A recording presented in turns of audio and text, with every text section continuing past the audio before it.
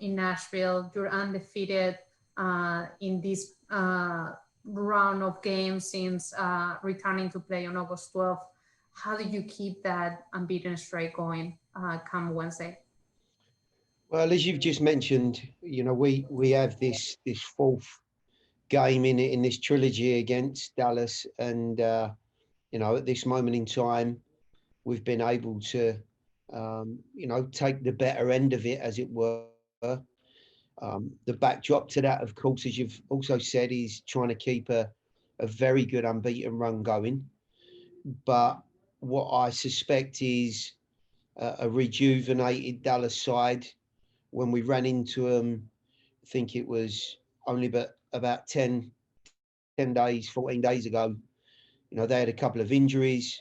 They were struggling with some omissions, and they've since had a couple of really good victories. So I'm sure they're confident. They'll certainly want to get a little bit more out of the game than they did in their last appearance at Titans.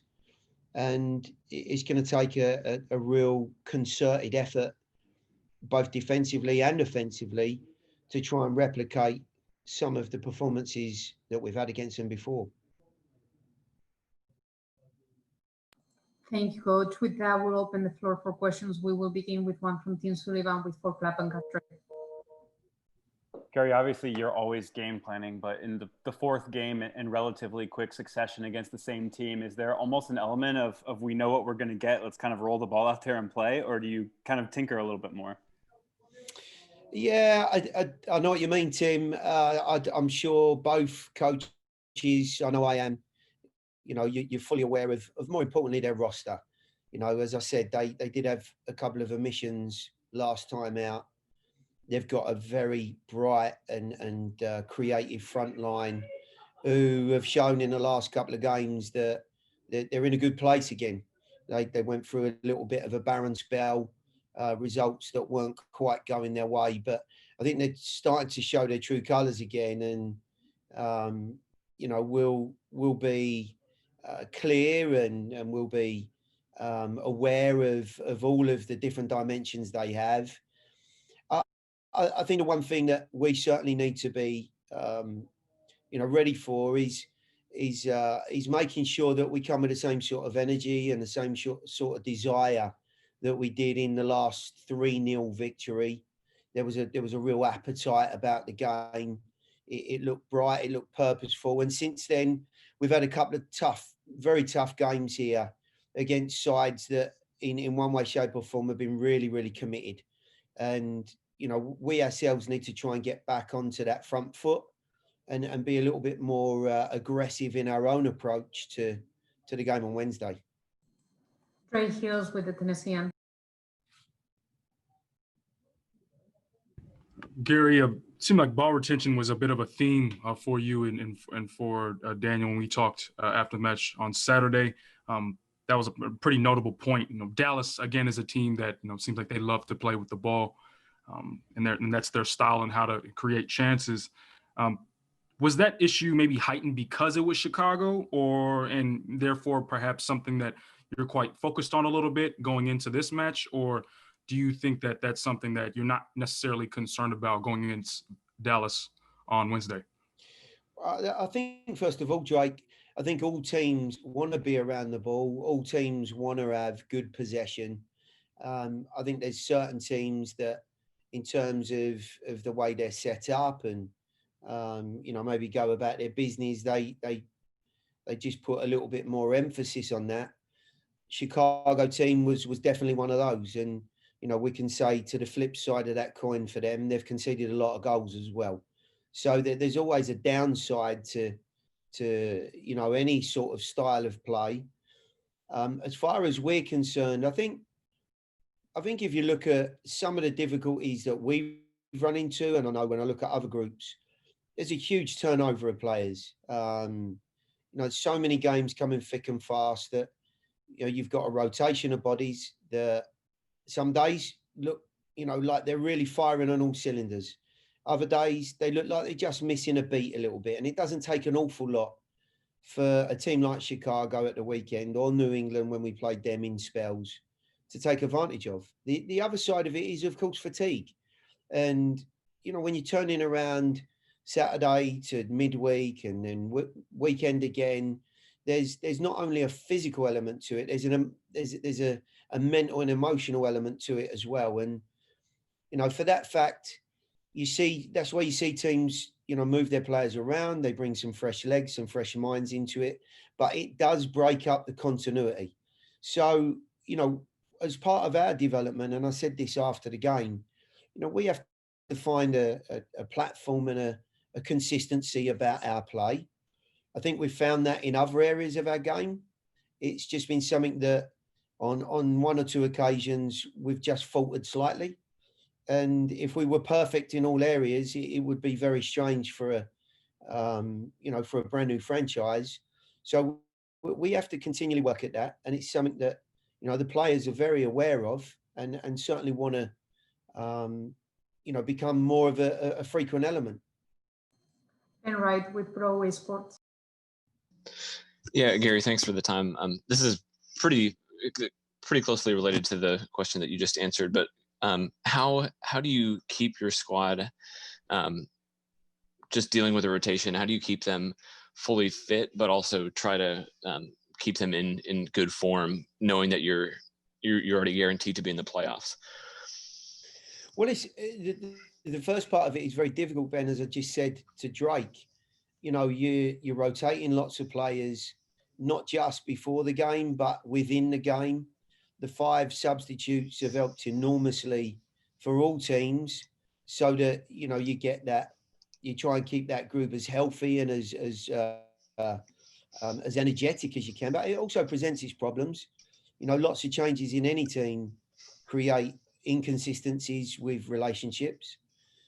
As far as keeping the players focused and ready and buoyant, I mean, you know, it's something that I think we've all overlooked a little bit. I know I have myself, that, you know, we're in a very, very good position, and, you know, without continually giving the players a pat on the back, because I think everyone wants to be reminded of what is good and what we need to continually work on. I've had a tremendous run of games. I think it's 2 defeats in 14 or 15 now. You know, unbeaten in the last 4 with, you know, 8 points out of the last 12 in a running scenario, aiming for the playoffs. That's not to be scoffed at all. And the players are their most critical, you know, element of any media or even myself. They're constantly looking for areas that they can improve, and amongst each other, they're always keeping people and you know, their teammates accountable. So I want to keep some sort of, you know, reality about this, that we are building, that we are going to make mistakes. And when we do, you know, I want everyone to know that we're working as hard as we possibly can to keep that development, you know, and form going. But I also want to be, you know, cognizant of the fact that they've done a terrific job. And, you know, we've come through an awful lot of difficulties like a lot of other teams. And there are always going to be those moments where we're just not quite at our best. So, you know, we'll keep ourselves honest. The players work tremendously hard anyway. And, you know, I see no reason, if we're, you know, we've got, I believe, a home playoff game now, minimum. We desperately want to put that 6th spot under pressure, and we're doing everything we can to try and make that happen on Wednesday. Tim Sullivan with a follow-up. Gary, with the way that Randall and Alex in particular have been playing, does that give you a little bit more flexibility to ease a guy like Hani back into the lineup as he kind of tries to recover and be fully healthy for the beginning of the playoff stretch? Yeah, look, I think the pair of them have been in really good form. The one thing I've seen a little bit more out of Alex is him arriving and getting into more aggressive areas, goal scoring opportunities, final third moments where he can start to be creative. And if anything, that would have been, and I know has been one of the only sort of fingers pointed at Alex, because his energies and his teamwork has been phenomenal since he's come in. As far as Randall goes, I think we're seeing the best run of form of his time here. Goals and assists, a real catalyst for the rest of the group. I think there are numerous players looking at him now and really trying to offer him as many opportunities as they can to make a difference. And, for me, adding Hani back into the group will be, an added dimension. And of course, a real positive as we work towards the end of the season and of course towards the playoffs. So, my hope is that by the time the season and the schedule's over, we're as close to full health as possible. We'll get a minimum of 2 weeks to work and to prepare. And at that point, if everyone is in the right place, it will give us a wonderful opportunity to be ready for whoever our next opponent is. Trey Hills with a follow-up as well. Gary, similar to Tim's question, I wanted to take a look at not just Wednesday, but obviously what Wednesday means for you guys in terms of a playoff spot, but also for the team. And you talked a little bit about just probably walking Hani back into the side now, and getting him used to back into playing again. When it comes to the importance of these matches now, are you looking more to go back to the default strength of what your side is, or possibly introducing some of the guys that have gotten in a little bit later, i.e. Jonder or maybe even Handwala? Well, I think it's a combination of all of them, Drake. What I've tried to balance throughout the season has been earning points, short-term success, which is just that, adding points to the board, keeping people healthy, making sure that the rotation is right at the right time to keep the team in form and on the boil, and to make sure, lastly, that we continue to develop. Now, along the way, as you've pointed out, we've had players either coming back from injury, new players added to the group, generally trying to balance off what is right and for the group and for success, and what is right for the long term. And that's not going to change. Yes, Handwala will be available for us for selection on Wednesday. Jonder's getting closer towards having more minutes and looking a little bit sharper. I still think there's plenty to come out of Jonder, and he knows that as well. But we're slowly but surely moving, I believe, all of those things being said, in the right direction. We have been on a good run. It maintains confidence in the group. And I think slowly but surely, to your point, there is some confidence and a lot of confidence in certain areas of our game. And there are other areas we've got to keep improving. And the guys are fully aware of that. So it's there's an across the board challenge that I think all coaches generally look at, and it's been no different for me. Claudio Villalobos. Gary, looking at the standings on the Eastern Conference right now, obviously you're not able to pick up a team that you love to play or like to play better than others in the playoff game. But because of the style of play of any of these teams, is there any particular one that you might say, well, this team fits better our possibilities to go further in the playoffs? You know what? I'm not sure there is. When I look at the teams that we could possibly run into,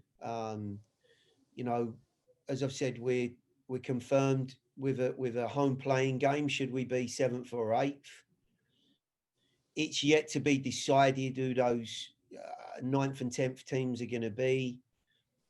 we've just recently run into a very, very bright and efficient Chicago team. If they make it, they'll be in a confident mood. You can suspect that. Atlanta, then you run into your local rivals, and whilst things haven't gone the way they would have liked it to have, you can bet your life they would want to come here and upset us. So I don't see that being very appetizing. You could run into a very capable Montreal team, a DC team that are coming up on the rails, and we've seen before teams that get in the last moment. They're normally the most dangerous. There's multiple teams, and then beyond that, should we be fortunate enough, or even if we can pinch sixth spot, then you're straight away looking at an away game at this present time in either Orlando or possibly Columbus, which themselves tough games.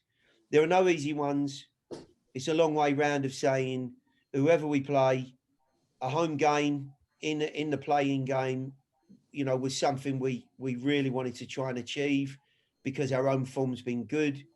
Whoever we play, it'll be tough here. And if we're lucky enough to be in sixth, we get a bit more time to prepare, but we know we're in for a real challenge away from home, whoever it is. We got one final question from Ben Wright. Yeah, Gary, just you have Daniel Rios in a really good run of form, and then obviously Jandre Cadiz kind of getting involved and starting to play more minutes. I imagine as a manager, it's a good problem to have, but how do you kind of balance getting those two on the field and trying to keep their form up? Well, I think competition, number one, is vital for all positions, but none more so than up front or in the creative and goal scoring areas. Those guys being, really on their toes, as sharp as they can be, being pushed, being in form. As you've said, Daniel's in a great run of form. I think is it 4 in 5, which is, a lovely place to be. Jonda's not quite there yet in terms of fitness. I've already mentioned that, but he's certainly getting closer. I think for me, number one is keeping somebody who's earned that spot and is scoring goals in that groove. There's nothing better than having a confident striker who's having an effect. However we achieve that, nobody's assured of a place. Places in this team are only confirmed through form and the way that their performances and their level of performances are going. And at this moment in time, it's a case of Jonda beating out whoever's in there. If he can do that, it's for him to make sure that his form is of a particular level. But the one thing that we can probably be assured of at this moment in time, and with not many games to go now, is that games have come thick and fast. I've got to make sure that players are at their best and I'm not pushing them too far and into that world of breaking down. And, beyond that, it's going to be making sure that if you do have a little bit of a problem, that you're back quickly and you're challenging again. So there's a lot that goes into it at the moment because of the schedule. And there's going to be those moments I'll probably, you'll see the pair of them up front. I'm not averse to playing two forwards, especially if you've got two good forwards. I think in the modern game, if you can put defenders under pressure, it's a great place to be. And the rest of our group is really maturing nicely if you look at the way that they constructively and competitively go about their work. So don't be surprised if you see two forwards on the field.